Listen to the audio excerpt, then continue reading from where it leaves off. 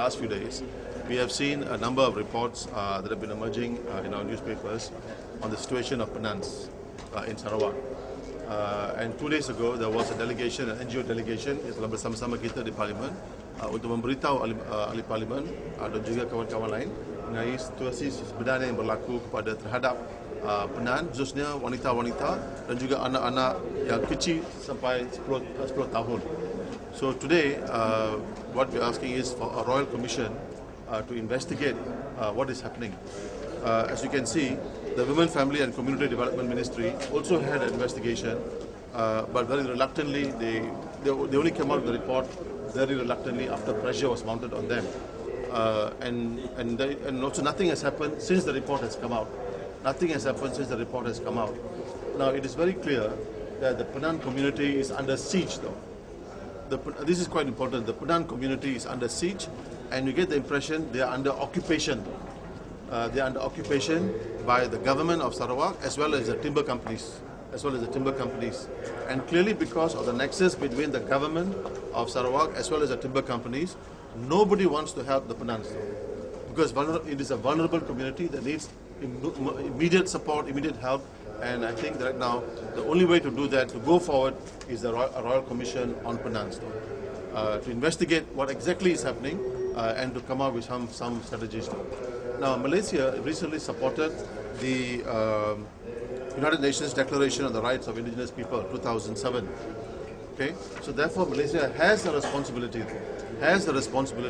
to ensure that the rights of indigenous communities are protected and promoted. I think this is very, very important. Now, the report also says, the report by the NGO says, young girls as 10 years of age are being raped. Now, this is not acceptable. We make issues about Palestine, we say what's happening in Palestine is wrong because they are under the Israeli occupation. But here, the timber companies and the government of Sarawak is occupying them, and there is nothing that is happening to protect their interests. So therefore, we must extend the similar support that we give to Palestine to the people of Penang. People of Sarawak, especially indigenous communities of Sarawak. And as you know, they are the most vulnerable community in this country. And therefore, the state has a responsibility to ensure fair play and protect their interests. I think this is quite important.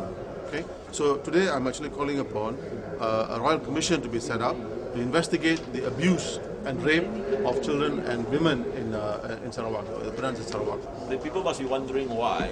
On the one hand, we ask the police to be more efficient in combating crime, where every year we have more than 200,000 cases, and many people have lost confidence in the police and refusing to report to police because police is inefficient.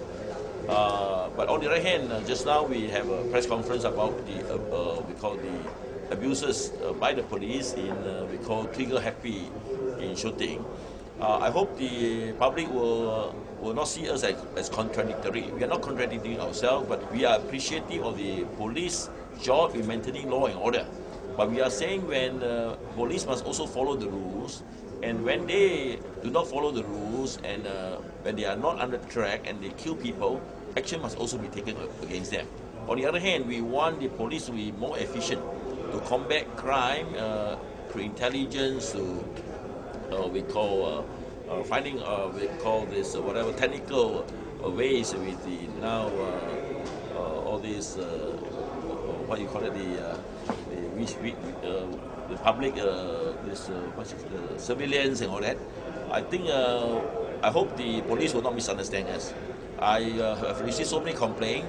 Police, when coming to combat crime, they are very slow, and they are more interested in many cases waiting at the estate plantation where they know that illegal Indonesians are employed. They want to get a monthly we call payment, and similarly with China dolls and all that getting paid.